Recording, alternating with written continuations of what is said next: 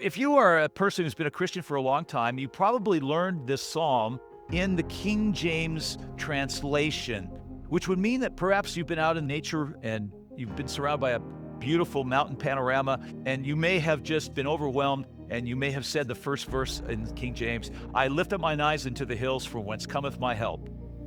In other words, boy, being surrounded by mountains, they're so inspirational to you when you're hiking. They just thrill my soul and they help me on my hike. Now, that's the King James. Today's translation does something that's very different. It turns that first sentence from a statement into a question. It says, "I lift my eyes to the mountains. Where does my help come from?" In other words, I look to the mountains and I go, "Oh no, what do I do? I need help. My help is not the mountains." In fact, in this translation, the mountains are the problem.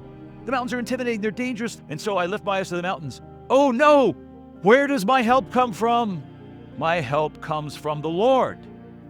And so we have one translation that just says the mountains are our help, and the other one says the mountains are the problem, and God's the help, not the mountains.